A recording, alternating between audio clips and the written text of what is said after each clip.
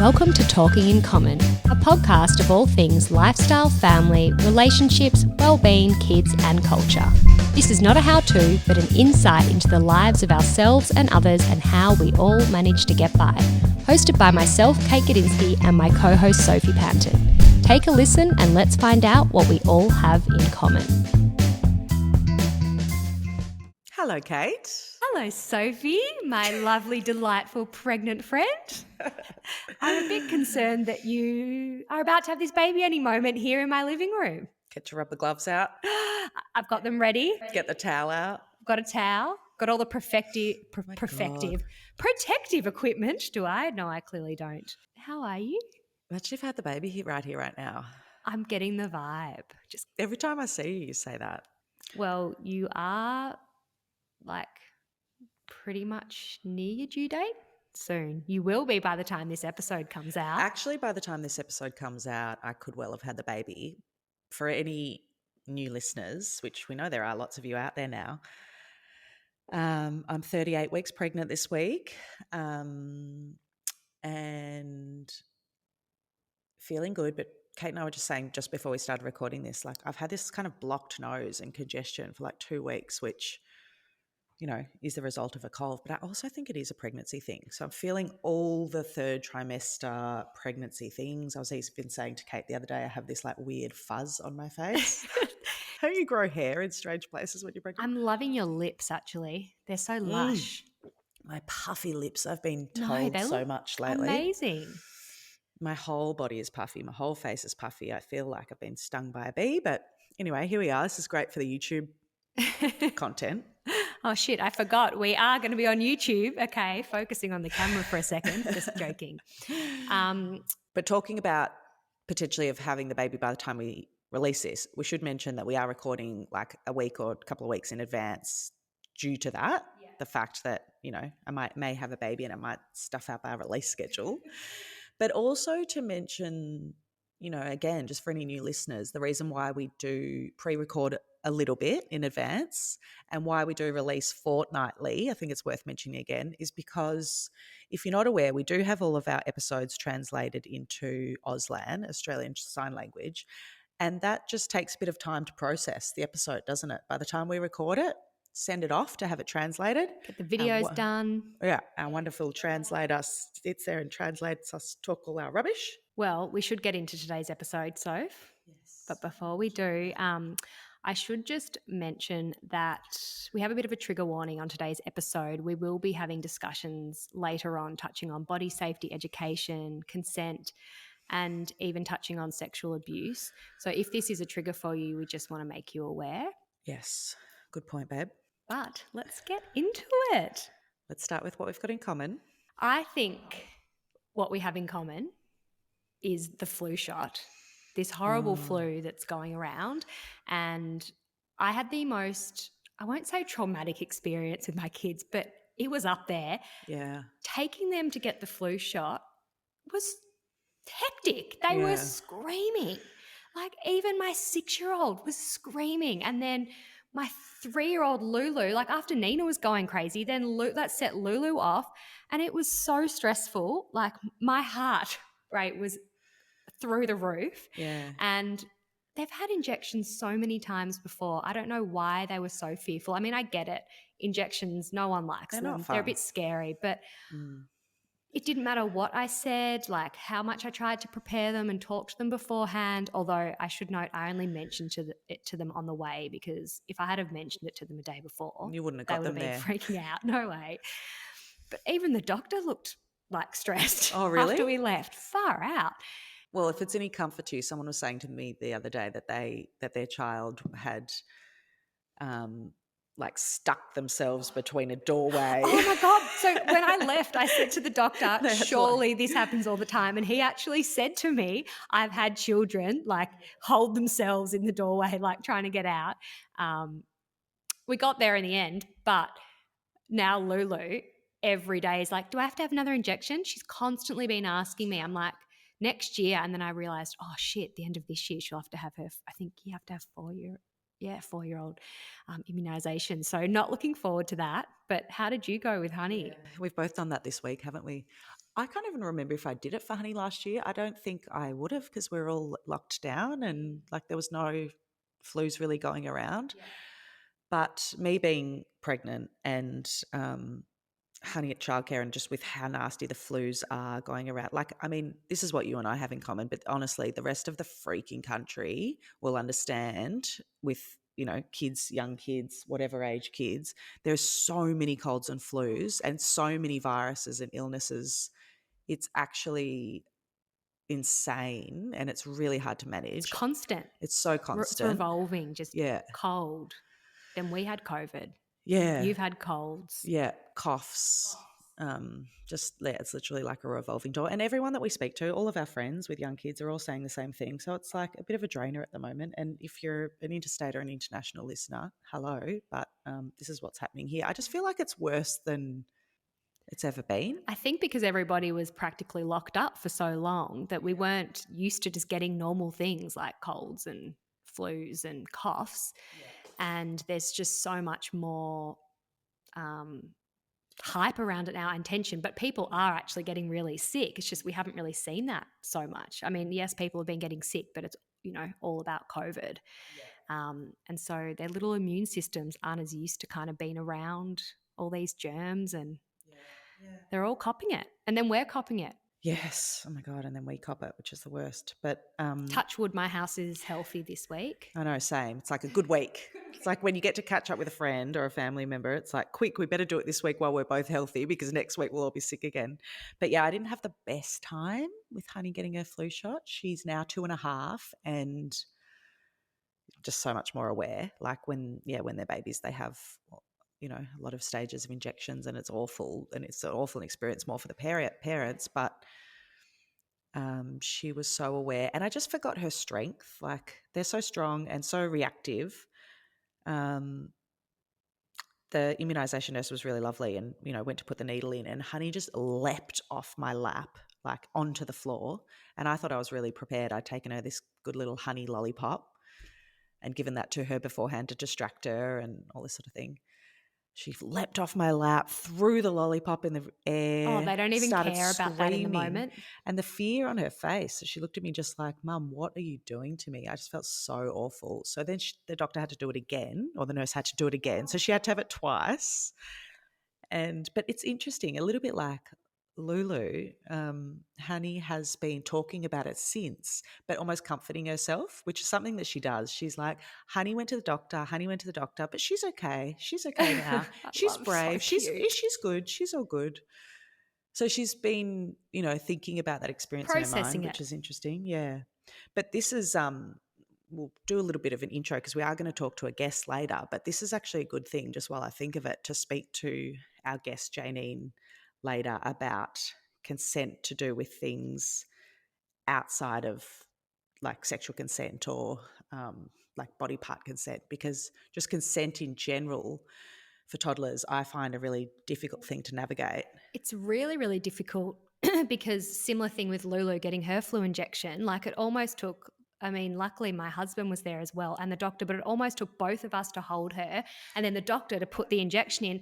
And we're like, you have to have this, but she's saying, I don't want it. And obviously she needs it because it's for her health and there is a nasty flu going around and we want to protect her. But it's a really hard kind of thing to navigate when they're saying no. And I think, you know, consent is a really important topic, something that we maybe often don't think about with young children, particularly toddlers. And, you know, there's so many situations I can think of, like, you know, whether it's washing a child's hair and they're resisting that, or whether it's, you know, putting them in the car seat and they are screaming and it's like, well, you have to have your car seat done up. Like, what am I going to do? Not do your car seat up and we're not going to sit here all day. Or I don't know, there's so many things that we can think of. So what do I do? Do I force you into it, or do I sit here and wait for 2 hours and miss the appointment or activity or thing that we're meant to be getting to?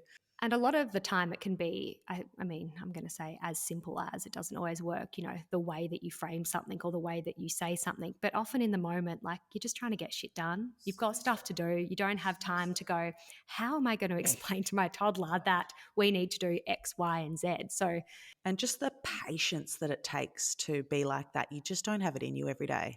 Like some days Not when you're 38 weeks pregnant oh my either. God, I'm not seriously. pregnant. I don't have the patience in me. And they're kicking and screaming and you need to be somewhere and you're tired and sore yourself. Yeah. But yeah, I am really looking forward to getting into that a bit more. Interesting one was in our episode with Clementine Ford a couple of episodes ago, and she spoke about, I think she's got a 5-year-old, 5 or 6-year-old, and how she mentioned saying to her son, "Can I give you a hug?"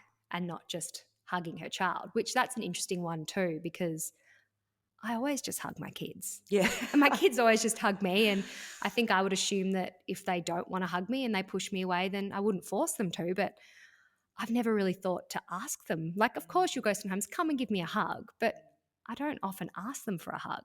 Yeah. It's got me really thinking that even just that small comment that she made and other things that I've learned, things even from you. You have a 6-year-old now, or is Nina 6? Yeah. God, I can't even keep up with their ages anymore. She's at a much more mature, developed age, and you're experiencing all sorts of different things than what I am with a 2.5-year-old. And so I even learn things from you that I'm like, oh my God, that's fascinating. I can't believe you're like dealing with that already, because she still seems like such a little girl to me. But yeah, that mention of that sort of day-to-day consent, just around even you as the mum giving your own child the ability to give the consent just to have a hug is really interesting, and it's really thought-provoking. It's a great thing to think about.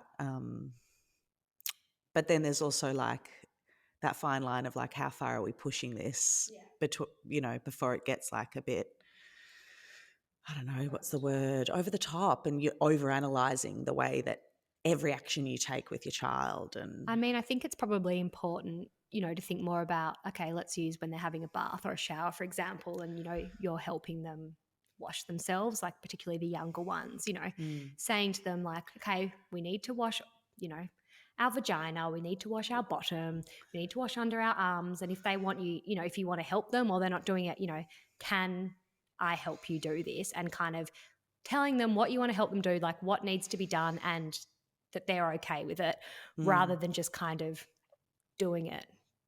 I don't know, teaching them. Maybe that's a way we can start teaching them consent. We'll learn more about this from Jayneen. I mean, she specializes and educates people about this stuff all the time. So I think it'll be a really beneficial conversation for us to have. I know I'm really keen to learn more about it, as you are too, Soph. Another interesting one I was mentioning to you the other day was with Nina recently. She had a little bit of an incident at school. And I mean, this might sound like a really small thing to a lot of people listening, but as Soph said before, my daughter Nina is 6 and she was at school. She goes to school, obviously. And a child that she often plays with, a boy, decided to pull her pants down at playtime, which is so inappropriate. And Nina was really embarrassed by the situation. She said she felt embarrassed, she felt angry, she was quite upset by it. And the same boy also did it to another little girl and actually fully pulled her pants down and her underpants. And I mean, how embarrassing and her underpants, like how inappropriate, embarrassing for a young child, a bit confusing. Yeah. And when the teacher told me that this happened, I was really, well, I guess pissed off, but I was upset for Nina. And I just thought, this is not right. Like, someone shouldn't just walk up to someone else and touch their body and pull their pants down. Like, so it's up to me as a parent to be teaching Nina about her body bubble or her body boundary, and that it's not okay for someone to do that. And I felt really, one thing that I did feel good about was that Nina had the confidence to tell the teacher. So I think a teacher on duty saw, and then Nina also told her classroom teacher.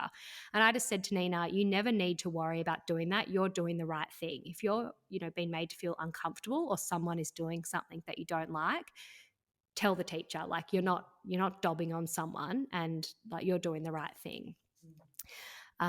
Anyway, a small thing, but we need to teach our children how to react in these situations, or maybe not how to react, but what's okay and what's not okay, because that sets them up for things that could happen in the future and what their reactions might be like.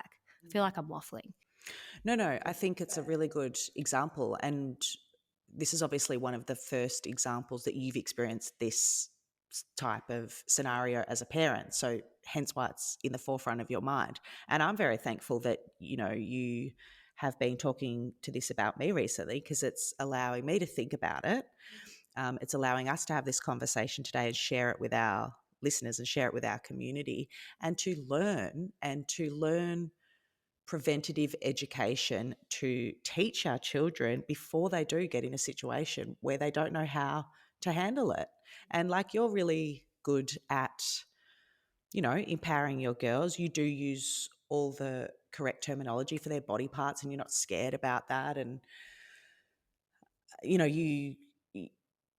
you instill your girls with confidence, and hence why Nina obviously had the confidence to tell her teacher that day. And then I remember you telling me too that once the boy who did this to her did make an apology, she even then still had the confidence to say, no, I still don't accept your apology, because she obviously was still feeling embarrassed or something. And like, go Nina. That actually made me like, I was like, yes, exactly. Go Nina. I was like, good on you. Like, don't just be like, it's okay, because I don't want you to be a pushover. Nina is, she's a very sensitive, sweet little girl. And yes, that's me talking about her as my mum, as her mum, my mum, as her mum. But, there has been things that have happened in the past where I've had to really try and get her to tell me something that I've known has happened, at school or with other kids, because she, I think, is just, like a lot of other kids probably are. They don't want to get someone in trouble. They feel like they're going to get in trouble if they tell. So I've been working on trying to have that communication with her. So I was really proud of her that she, yes, didn't accept the apology straight away and told a teacher and then spoke to us about it. Because, as I said, this is little steps to setting them up to protect themselves later in life. And I think I was reading something, we were talking the other day, it's like 1 in 5 girls and 1 in 8 boys will be sexually abused before they're 18. That's an extraordinarily scary statistic. Not that was anything sexual, but I'm just saying in terms of learning consent, like. And just learning and talking and being more aware about this topic. Like, it can be incredibly difficult and confronting to think about body safety for young children and sexual abuse, and it's a really icky, awful thought. But if we don't talk about it, like I was saying before, we aren't going to be equipped and prepared to educate not only ourselves but also educate and empower our children to be able to have the right tools in their toolbox. Oh God, my voice. Have the right tools in their toolbox to react to a situation that they might feel uncomfortable with. And as adults, like, we have layer upon layer in our minds about fears or shame or guilt or things that have influenced us or affected us in our lives. And we feel awkward about talking about it, but we can't project that onto our children, like, we have to support the next generation to move beyond the stigmas, the conditioning of the patriarchy that we've all been conditioned to think that there's a certain way that we need to behave, act, treat other people, the language we use, all of this sort of stuff. We have the chance to change that for our children and for the next generation. And I think that's why it's so important to talk about. Absolutely. I think, keeping the conversation open always and talking to our kids as much as we can is everything. It's so important. Just always let them feel that they can talk to you about anything, no matter what, because, the things that might seem little to us now that they want to tell us are probably big things to them. And we want them to be able to tell us the bigger things as they get older and feel comfortable and that they can trust us. So, and living in the era amongst people like Harvey Weinstein, who have been outed as sexual predators, sexual abuse is definitely something that people are more aware of these days. And therefore topics like consent and body boundaries are being talked about a lot more. And thank God. And, specifically with children now, I'm sure, because of that awareness. And with this said, and like you mentioned before, our favourite feminist, Clementine Ford, what I've sort of been thinking about a little bit more is how we as parents and people of our generation are sometimes still like unwittingly nurturing the patriarchy, and how conversations are still accepted amongst friends or with children, and this sort of gender influence that's still there. Like I was saying to you before, like there's these examples of like talking about men's balls, like, you know, you've got balls of steel, like that's a strength. And then talking about like pussies as women's vaginas, like you're a pussy, like as a sign of weakness. Oh, it's so gross, isn't it? It's so gross. And the fact that there's still that sort of language and vocabulary in everyday conversation. And obviously that's not the way that we're speaking to our children. I hope our children aren't hearing that, but other similar examples, like, you know, boys don't cry, or don't cry like a girl, or, you know, be tough, be a man, be, you know, all of these sort of things that Even when kids hurt themselves, like, you're okay, you're okay, you're okay. But it's like, but they probably just hurt themselves. I do that all the time. Like, it's okay to be weak or be not. Oh, actually, I shouldn't exactly. even say the word weak. It's okay Yeah. to show vulnerability and be hurt. Yeah, and emotion. And emotion, whether you're a Exactly. boy, girl, like it shouldn't matter, right? Yeah. But this conditioning and the way that we've been conditioned is just truly sort of frightening. And I've just been sort of pondering a lot lately about how, yeah, we do just sort of naturally and unwittingly go towards that sort of language, and Needs to change. it needs to change. We should introduce our amazing guest. We should, because we're actually going to chat to her in Like a minute. right now. So today we are joined, or we're going to be joined by author, educator, school teacher, former school counsellor and mother of three, Jayneen Sanders. She is an advocate for body safety, gender equality and respectful relationship education being taught both in the home and in schools. And she's published over 100 stories for children through her niche publication, Educate to Empower. She's going to teach us a lot more about this than what we can tell you guys. Jayneen feels passionately that we can do so much more to keep our children safe by teaching them age-appropriate and empowering education. So I just cannot wait for this chat. Me too. Let's learn, girlfriend. Let's empower ourselves. Yes, let's leave this conversation feeling empowered, full of knowledge and Confident. Let's meet Jayneen. Right now, we're going to go chat to her. Jayneen, a big warm welcome to Talking in Common. Thank you so much for joining us today. Thank you so much for having me and inviting me onto your show. Now, there is a lot that we would like to talk to you about, but before we get into our chat, can you give our listeners an overview of you and all of the wonderful work that you do? Okay, well, thank you so much again for having me here today. Well, where to begin? I think I might start as I trained as a teacher in Queensland. I worked in a little two-teacher school, and then I went on to a larger school. I was there for a couple of years in Laidley. And when I was about 24, I decided that I needed a little bit more of an adventure. So I packed up my bags and I moved to Melbourne. And I didn't know anyone, but I just wanted to experience everything that Melbourne has to offer, which is just so wonderful, all the different cultures and the arts, and it was fantastic. But during that time, I did a little bit of emergency teaching, but I was looking for a change of career, and I saw a job ad for an editor and an educational publisher, and they were wanting someone with a teaching background. So I thought, oh, I'll give this a shot. Didn't know what an editor did.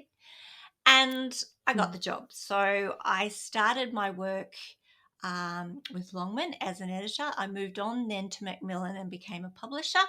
And around about the age of 30, I met my partner, Mark, and we actually had absolutely no money. So we moved to Japan to teach English because we thought we might be able to save a little bit more money, to be honest.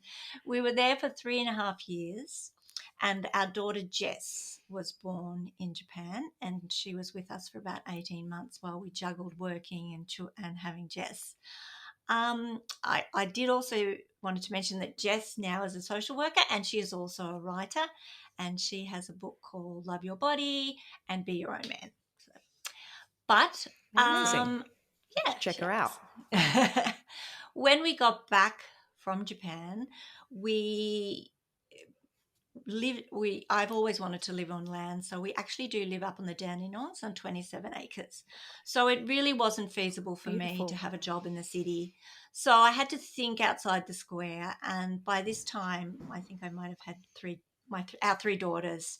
So I started to think of ideas, that are educational ideas for publishing, and I sold that to publishers. And then my partner and we would actually make the books for the publishers, um, as they outsource them. So we started this sort of little business, and I worked from home, with the three daughters, and it was it's been fabulous. I've been working from home now for a very long time. But along the way, I started writing children's readers, which was really great. And I also went on school council for my girls' local school. And at that time, I really wanted to get body safety and consent into the school, because as a young editor, I had edited a book called Keeping Children Safe by Dr. Frida Briggs. And it was just amazing. And I thought, wow, when I have kids, I'm going to teach them this really body autonomy, and their body is their body and no one has a right to touch it. And we did teach that to our daughters. But so I took this to school council, and I asked if we could do this, and everyone was very uncomfortable. Now, this is probably 12 or 13 years ago. Very uncomfortable about the conversation, put me to the end of the agenda, and so it just didn't really happen. So I went home that particular night and I said to my partner, Mark, I'm going to write a book that someone will listen to, and it's going to be a book about protecting children from abuse. Um, so that was the book that I wrote, called Some Secrets Should Never Be Kept. And Yeah. it's been, a fabulous book, and I think it's changed a lot of lives. But in saying that, when we wanted to publish it, we couldn't find a publisher. I must have gone to 3 or 4 It's publishers. No crazy. one wanted to touch it. And so it really was, quite Why do you upsetting. think And that was? because of the topic. I mean, really, Yeah. because of the topic. And it's not, I don't know if you've read Some Secrets Should Never Be Kept, but it's written as a fairy tale. It's really age Yeah. appropriate. It has beautiful illustrations by Craig Smith, who actually said it's one of the most important books he has illustrated. There is Yeah. nothing graphic in there. Why would there be? We're talking a children's picture book. But children learn through fairy tales, they learn through fables. So this was the best way that I could get that message across. And so we took out a loan and we published the book ourselves, because we both felt it was too important not to. And that began our very small publishing company, Educate to Empower Publishing. And I'd just like to say, I'm not a survivor of sexual abuse, but I just feel very, very passionate that we can do more. I'm an ordinary mum, but I just feel that we could all do a lot more in this space to protect children. Absolutely. So yeah, that's Couldn't kind of agree my more. story. But no mums are ordinary, Jayneen. No, no. And you are Superwoman. certainly not an ordinary I, mum. I'm But it's a amazing mum. that in this line of work, yeah, it's amazing that in this line of work, or, in this category of discussion, that someone like you, coming from a background of education and being a teacher and even a counsellor, means that we're going to learn as parents, as teachers, as children, from a really educational and sort of a teacher's perspective, which is, I think, why all your books are so amazing, why the way that you do explain things and the topics that you choose to focus on are so easy to comprehend and digest and talk about. I mean, there's a reason for that, Sophie, is that every book I write, I have an objective. Like, it always comes from an educational point of view, but I want to make it Yeah. accessible for kids and parents. So the language is always very simple.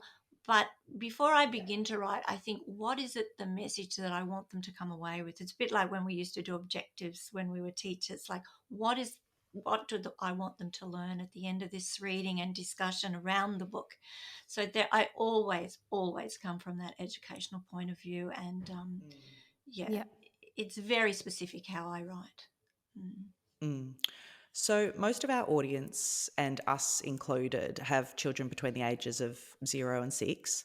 Mm-hmm. And after hearing a statistic that kids from the ages of 3 to 8 are most at risk of sexual abuse, we just felt that now is the time to have the conversation, to start preventative education. And so we do just want to start with the basics. Talk to us about the importance of using the correct terminology for body parts from a young age. Okay. Well, we can begin with teaching our kids body autonomy and consent from birth. So, right from day one, when you have your baby, use the correct terms for their genitals. Now, there's a couple of reasons for that. One, we don't want them to be ashamed. They're nothing to be ashamed of. So we have a nose, an elbow, Yeah. there's a penis, a vagina, a vulva. It's very easy to say those terms. If we feel embarrassed using those terms, our children will. So don't worry about that. Yeah. The other reason is if they are touched inappropriately, they know where to tell you, they know the correct terms to use, and that will hold up in a Yeah. court of law. Because if they use a pet name like a pee-pee or a cookie, this will not hold up in a court of law if they are touched inappropriately. And the other reason is if a child is touched inappropriately or, in the grooming process by a predator, they might, be tickling them and go, oh, and just, oh, sorry, I didn't mean to touch your pee-pee. And the child will say, you can't touch my penis. And, this is just a scenario, but the perpetrator goes, oh, wow, this child uses the correct terms. This child knows about their body safety rules. They're not Yeah. embarrassed. They're not shy about it. They're using the correct terms. So it will hold them in very good stead to protect their bodies. And you can, like with consent, which is sort of the forerunner to the whole body safety, when the children aren't even verbal, you need to imagine that they do have this invisible body boundary around their body, and that as you interact with your child, you need to be telling them exactly what you're doing. So, oh, I'm just putting on your socks now because it's really cold outside. And of course, you can't really say, oh, can I put your socks on, because they're non-verbal, but you're telling them what you're doing with their body. You're respectful around your body, and later on, you will start to ask for consent when they're more verbal, but you're basically just not just doing what you want with their body, you're explaining what's going on. So, educating children in body safety before they already are in a dangerous situation is incredibly important. What are some of the ways that we can educate our kids and help them feel safe and confident within their own bodies or their body boundaries or body bubble, as some Body people bubble, like to body call boundary. it? Yeah. Well, I think it's, Kate, it's really all about empowering children. So body safety education is giving children a voice. And along that way, you're also giving them choice.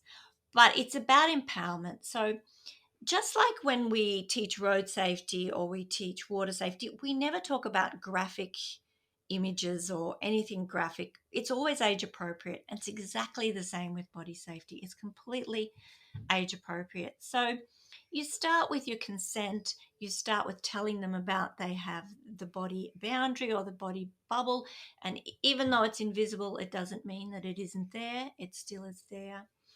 Then we go on to talking about have early warning signs, which is we all have them. So those are those yucky feelings we get when something's not quite right. So they might feel this, that someone's tickling them and they say stop and the person doesn't stop. Mind you, when you do tickle a child and they love it, when you do say stop, you stop. But, they might just feel uncomfortable with that person. So you teach them to tell you about that and to talk about their early warning signs. Oh, my puppy's just scratching at the door. Just a moment. Cute. Sorry, everybody. Come in, Paddy. That's My okay. husband's letting him in. He was just distracting me because he was scratching at the door. Anyway, what was I saying? Oh, early warning signs. So no. Oh dear. Paddy, stop. Sit. I'm more sorry, distracted everyone. by your heavy pregnancy breathing, so Oh, sorry. so 38 weeks pregnant, and I can hear her breathing Oh, heavily. okay. Fabulous. Have to apologise to Kate all the Congratulations. Just in time. case you could hear someone like really deep breathing. There's no puppy over here, Jayneen. It's just me. Well, mine is very quiet now and looking quite naughty. He's beautiful though. He's a golden retriever border collie cross. Oh, Anyway, love. Cute. He agrees gorgeous. with you all about the Yeah. early warning signs. He does. So back to the topic. So early warning signs, and you can go through those with your children. Like there's a very easy way.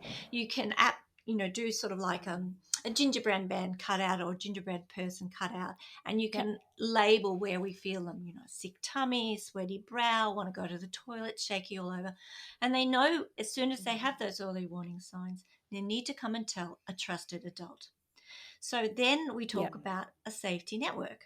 Okay, so a safety network is 3 to 5 trusted adults that they could tell anything to and they would be believed, because that is one of the most, distressing statistics is that in the past, a child would have to tell 3 adults before they would be believed.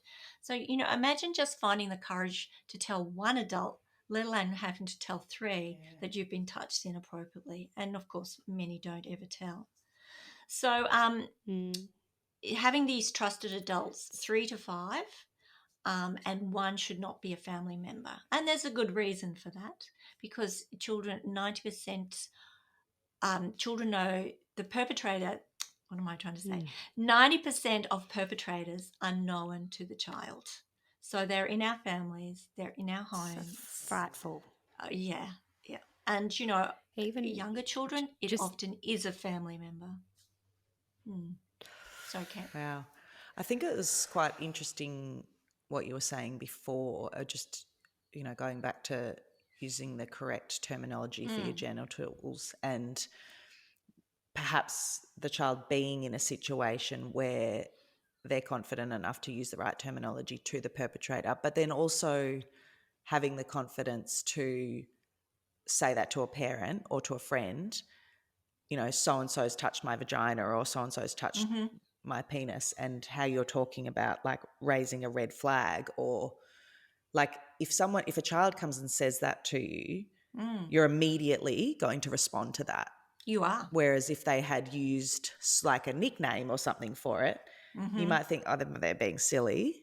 And No I big think deal. that's so, no big deal, or, they've made it up or something.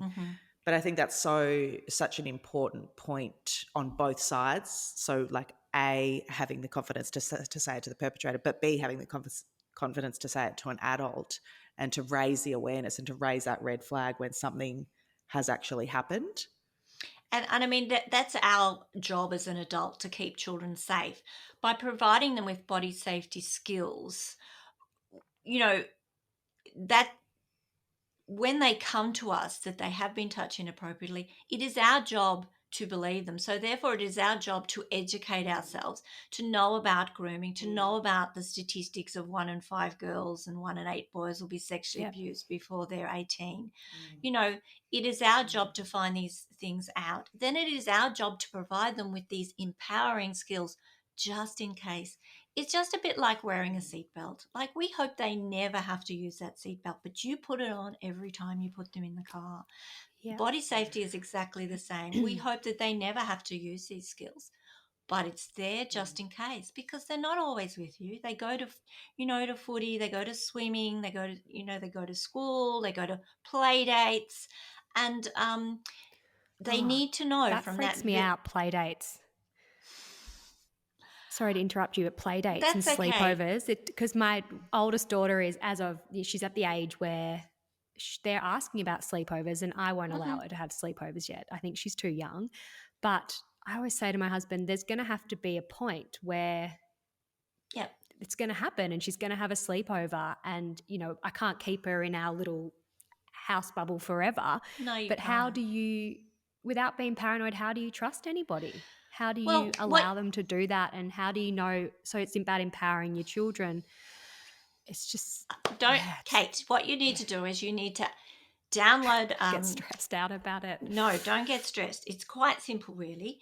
You can download my free poster, which has the 5 body safety skills, and you can put that on the Yep. refrigerator so that everybody who comes into your house knows you teach body safety to your child. No big deal. Why aren't you doing it? We could all do this. It's, Yep. it's empowering. An empowered child is an empowered teenager, is an empowered adult. My child will know, Yep. about consent. My child will know that's not okay. I don't want you to do that. So you put that up there. Everybody knows that that's what's going on. So when they go to the Yep. sleepover, you go, okay, well, we do body safety. You upfront with it. Now, if a perpetrator in the home knows that your kid does body safety and your kid is educated to tell, they're not going to go near your child. They're going to pick the kid Yeah, who's That's true. vulnerable, so true. who feels shameful, Vulnerable, yeah. who's, is needy, who hasn't had this education, who is looking for the love. They're going to pick very wisely. Like, perpetrators are very skilled at grooming.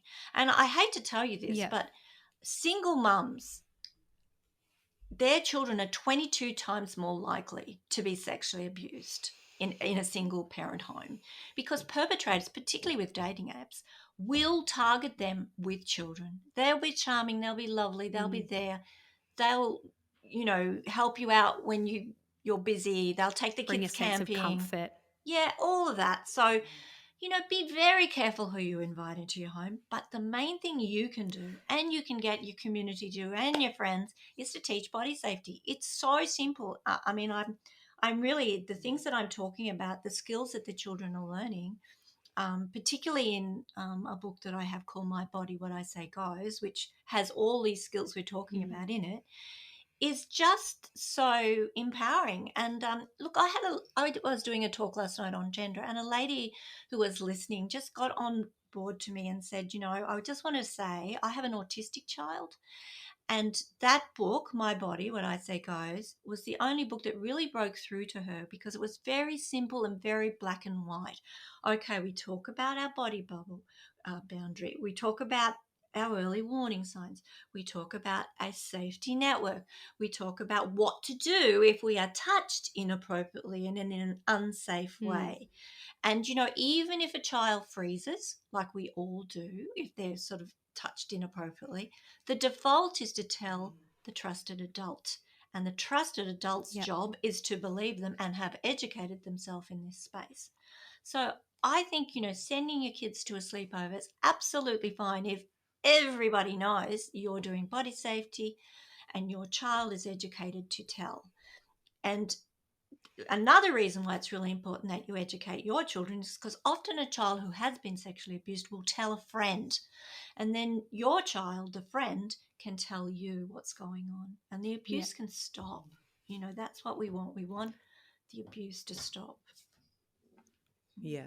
I think they're all such good reminders and such good tips, because like Kate just said, it can be a bit overwhelming. And, because we were going to chat to you today, because we're talking about this topic, like, it's so easy to just sort of riddle yourself with fear and anxiety around it and not know what the right thing to do is. But when you put it so simply the way that you have, it is so true.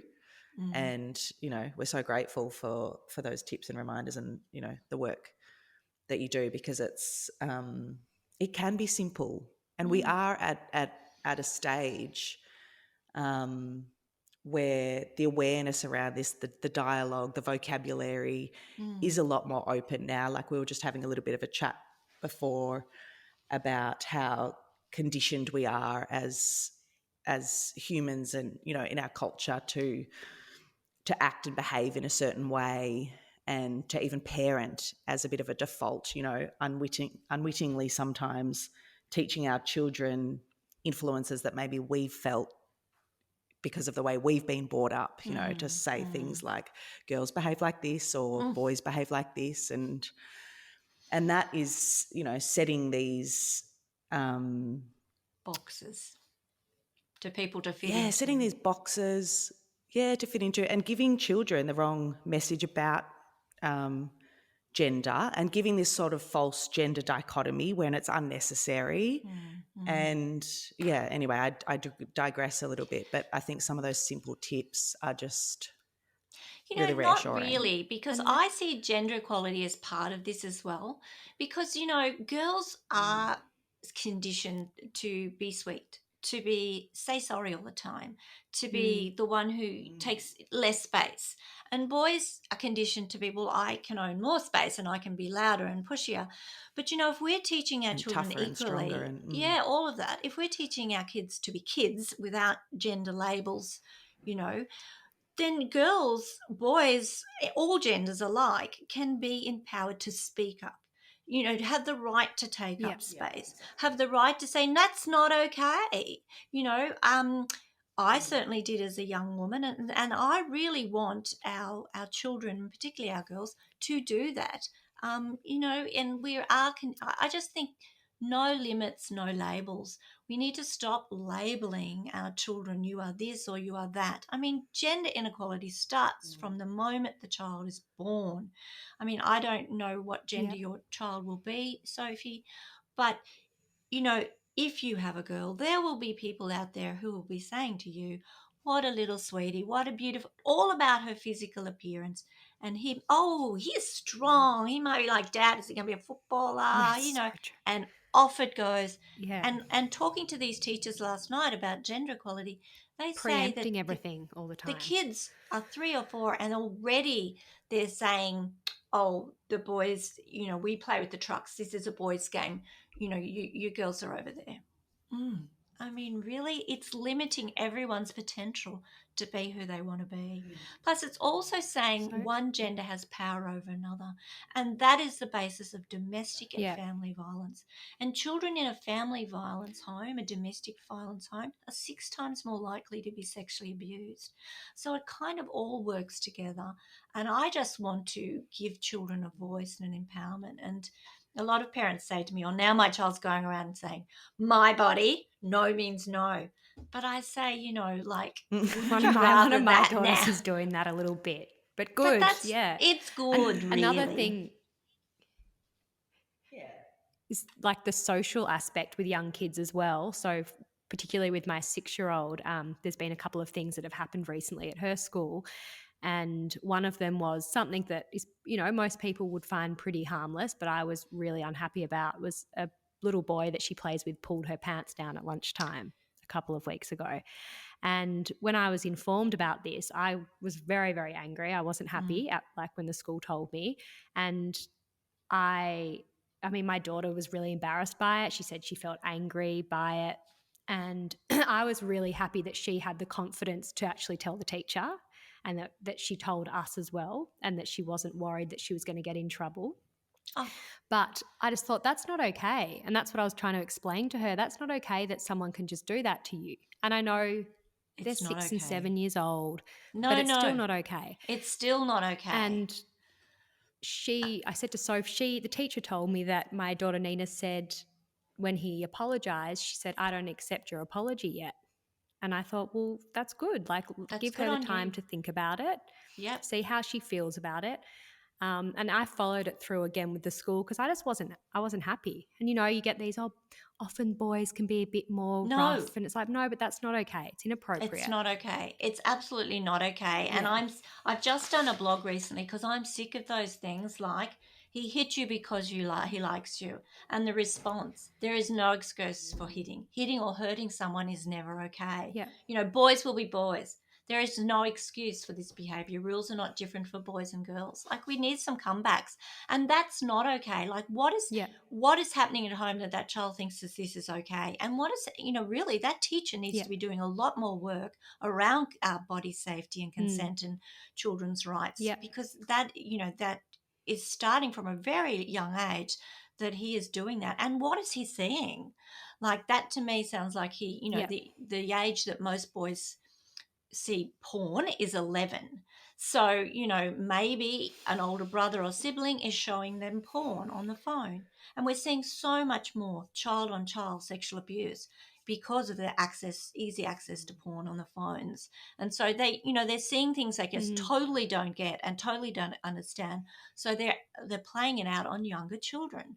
So, I would be equally as horrified as you. I would want to know what the school is doing about it. I would want to know that they're doing some Yeah. respectful relationships, body safety and consent, and that this is nipped in the bud very quickly. Plus, it's Yeah. really, really awful for your daughter. I mean, this is a really an experience she should never have had, and to even in one moment think that it could possibly be her fault. I'm really glad that she spoke up, and she continues to speak up. So was I. I was so proud of her to do that. Yeah, absolutely. But that's props to you. You're obviously teaching her the right message.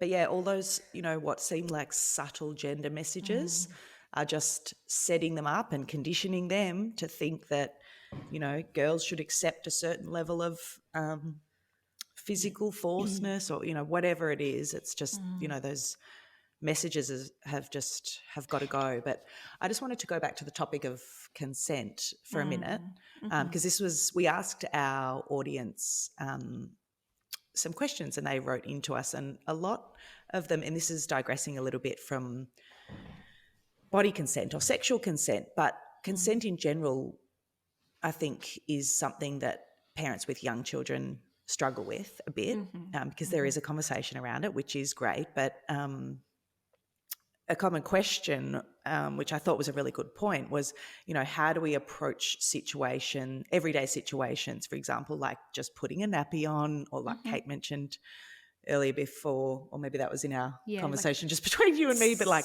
just putting on a nappy, or getting them dressed, or getting them undressed, taking them to a doctor, getting an injection, these day-to-day things that as parents we have to do to get by. But toddlers in particular sometimes really resist, and we want to allow them to consent to everyday things. But, okay, if they are firmly resisting, how do we... I have a good answer. Give it to us. Okay. Basically, you need to say to your child, I'm your parent, and it's my job to keep you safe. And sometimes I have to do these things, like change your nappy, so that you don't, get sores, and we have to take you to the doctor. So it's my job to keep you safe, and that's why I have to change your nappy. And, we're going to the doctor because you're unwell. Again, it's my job to keep you safe. You will need to come with me, but I'll make sure I'm in the room, and make sure the doctor asks for consent, and the dentist before they touch your child's body as well. Because this is one area that's really quite distressing for me for children with disability. Did you know that 1 in 2 women are disabled women are sexually abused? So I think our carers of disabled kids need to ask more about consent before they just come in on their body. So you need to just basically say, this is my job to keep you safe, and right now I'm keeping you safe, and you need to do what I'm saying. And the other question I often get is about grandparents, probably my age as well. Like, oh, I can just have a hug, like, this is my grandchild. I love them. Give me a hug. It's not about them and about their needs. It's about your child's choice. Yep. And wouldn't you rather that your child chooses to give them a hug with all the love that they have than taking it? Like, when you just take a hug, it's not heartfelt. So wouldn't it be better when you ask for a hug that they give it to you, and they give it to you with all their heart? And the other thing is, if you say to the child, just give me a hug, I want a hug, that sends a message to the child that their voice doesn't matter, that they have to do what the big person says. And that puts them in a very, very dangerous position with a perpetrator, because a perpetrator will say, I'm the big person. You have to do what I say, so do what I say. So by explaining to an older generation or explaining to whoever, we are doing body safety. We are giving our child the voice, and it really is about their choice. And I'm sorry, it's not about your needs and what you want. I have to think about what's right for my child. And by just forcing them to have hugs or kisses, I'm setting them up for dangerous situations. That's what I would say. That was another question that we got a lot of was, how do we communicate this to family members or grandparents? How do we communicate it to family and friends? But I think some of those just very upfront and Be honest about examples, this is what we practice in our home. And again, like, we might all feel a bit uncomfortable about it because it's not something that we're quite used to yet. But you know, as the protectors of our children, we're the ones that Yes, have got to be brave and just start to stand up that's for them right. and just be And I real think it about it, is be about, honest about it. Sophie, I think you're exactly right about being brave. Like, we have to be our children's warriors, and that might mean, Yeah. we have to speak up a little bit more, be a bit more assertive, which is often very, it's difficult for women in general, but we need Yeah. to do that for our kids' sake. And I think we need to also be brave when we do body safety and consent skills with our kids and put our fear of this topic aside, because if you don't do these skills, if they're not taught to your children, there is far more chance that they are vulnerable to a perpetrator. But if you do provide them with these skills, then I'm pretty sure they go a long way in helping them to be able to stop the inappropriate touch from the first inappropriate touch. I had it was really, really rewarding. A woman who works as a police officer in sexual abuse crimes. She had contacted me and said that she has noticed in the last 5 to 7 years that younger and younger children are now speaking up about abuse. And she said it's just really great to see that we've got more of them talking up. So, yeah. Yeah. Yeah. We should talk to Jayneen a bit about the secrets Yeah, thing. I was going to say, Oh, as you secrets. mentioned earlier, you have that your amazing book, Some Secrets Should Never Be Kept.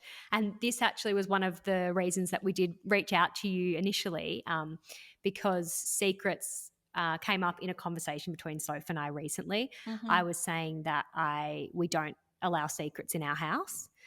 And I don't let, if my girls are ever to use the word secret, I say, no, we don't have secrets. We don't have secrets with anybody. We have surprises. I think you call them happy surprises. Yeah. Good. That's great, Kate. Yeah. But it can be a really, really tricky one because, I mean, talking about, let's talk about grandparents again and friends and all other people, we can be saying to our kids, we can't have secrets, we need to be able to talk about everything. We don't hide things from each other. But kids can also find secrets a bit exciting. They're a bit intrigued by them. So if someone else is saying to your child, oh, come on, here, I'll give you a lolly, it's our little secret, or whatever it might be, and it can be in a harmless way, it needs to be consistent what our kids are being told. But, why do you think it's so important that we don't use this word? Well, secrets is the perpetrator's currency. I mean, if the child does not keep the secret, they're exposed. And it'll be their child's word against theirs, and they're in a much more vulnerable position than they'd like to be. So without secrets, they're pretty much screwed, really. So they use secrets all the time. They tell the children, like when in the grooming process, they'll say to a child, they'll test them out, and like this, they'll give them some lollies, and they'll see if that child, like, this is our secret. Don't tell your mama. She doesn't want you to have lollies, but I'm your friend. So, and they'll test to see whether the child can keep the secret. And if the child can keep the secret, then they'll move on to bigger secrets and more secrets until, well, it's our secret. You can't tell your parents now, and it moves on. So if you take, I know so it's hard to get revolting. secrets out to our vocab, but if your child just straight away, when that person comes and goes, hey, do you want some lollies, our little secret, they go, well, no, we don't have secrets in our houses. So, I can only have a happy surprise because I've got to tell my mum about the lollies.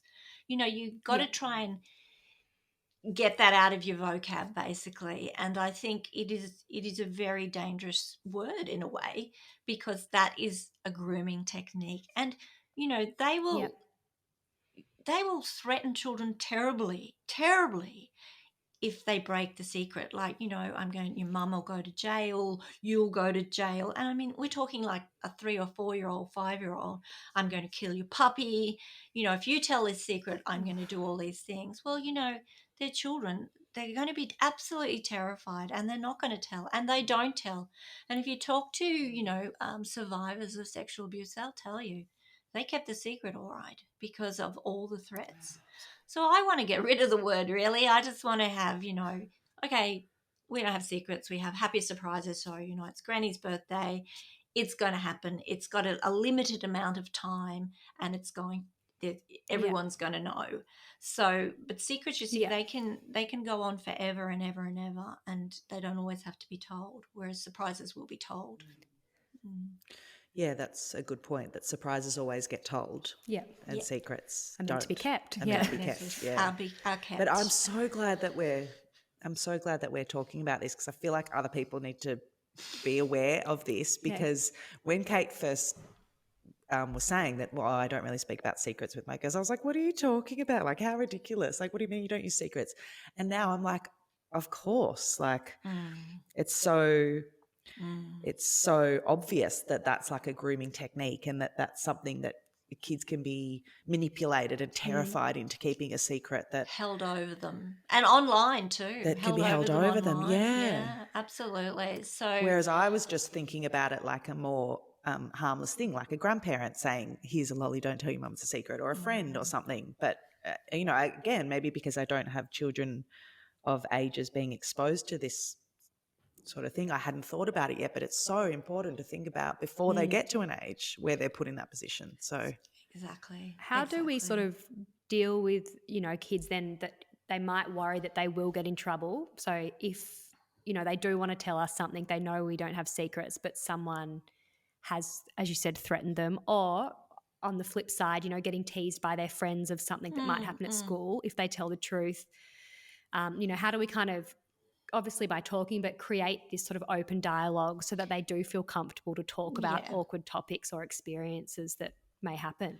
I think probably, Kate, you're already doing it. You're having those open dialogues, and your daughter will come to you with whatever's worrying her, because you're their safe person. And if you are the safe person, you and your partners, and you always have these talks, and nothing is off the table, and and your reaction is really important. So if they tell you something like, oh, my friend had the phone and I saw some people doing things, and your reaction is not like, oh my God, what were they doing? But more like, oh, I'm really sorry that that happened. Do you want to tell me a little bit more about it? So if you're that person that they always want to come to and tell you, they will talk to you about these things.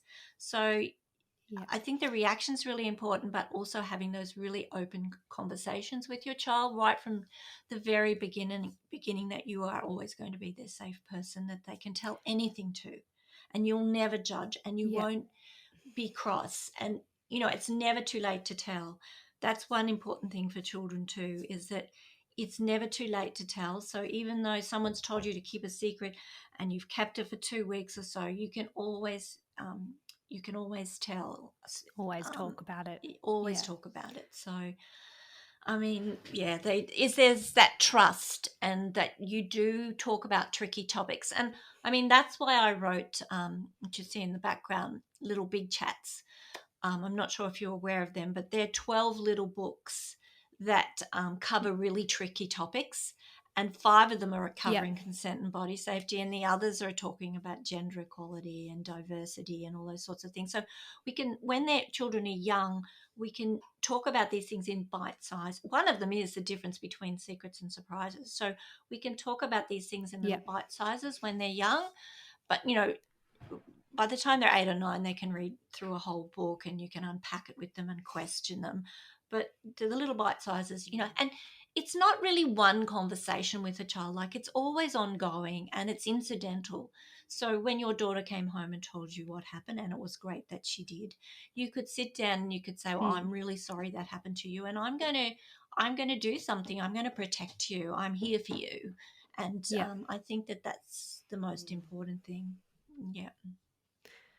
Since she did tell me that and we had that conversation, she now tells us more regularly, and it's only been a couple of weeks, like little things that happen at school, even that don't necessarily involve her. And it's really interesting because I think most parents will be able to relate to this. Your child's at kinder or school, you'd be like, what did you do today? And they, oh, nothing, not much. What happened? And, oh, you want to know, who did you play with? Like, what did you play? And you want to know what's going on. And I find the more I ask, the less I get. But I'm now noticing that she'll just kind of throw in little things and tell me, oh, this happened, or this person said this to that person. And so I'm, consciously trying to really listen to those small things so that when, maybe there is something bigger, hopefully not, but that she will always come and talk to me.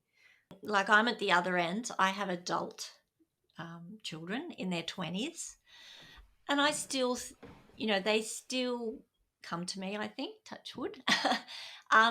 And they do still, I don't, I can't say to them, it's really quite difficult being a parent of adult children, because you're completely, everything is not in your control at all, and you can only really give advice if it's asked.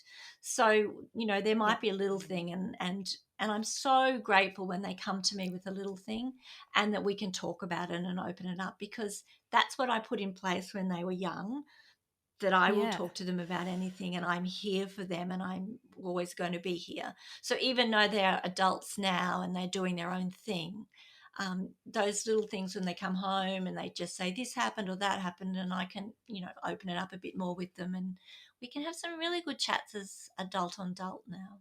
Yeah. Just as important as it is for It's little really, kids. But I love it, those little tips, just to use words like, I'm going to protect you and I'm going to keep you Yeah. safe. it's my And job. it's so true, and it's so, yeah, and it's my job to do that. And I love you, of course, but yeah, I'm going to keep you safe, and Yeah. I'm going to Yeah. protect you, because nobody else is going to say that to them. Yeah. No. And it You is know. our And role as parents, as Yeah. mothers, to do that, right? And I was thinking about it. What do children really want more than anything? Well, does anybody want more than anything? Even before love, they want to be safe. I mean, Feel love is safe. great, Yeah. but if you don't Everyone feel wants to feel safe. safe, that doesn't really work. So children really, they just want a sense of safety and protection, and love is great as well.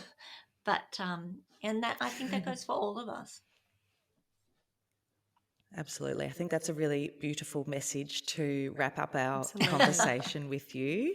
I think your website obviously has a huge library of resources and all your amazing books, but where else can people find, some of the great tips that you've just shared with us today, but also so much more?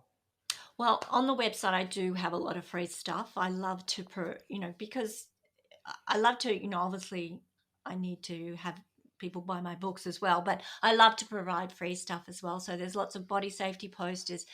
There's gender Videos, great equality. videos on there too. Yeah, there's, and some of those are really great for kids who are autistic or who need a visual cue.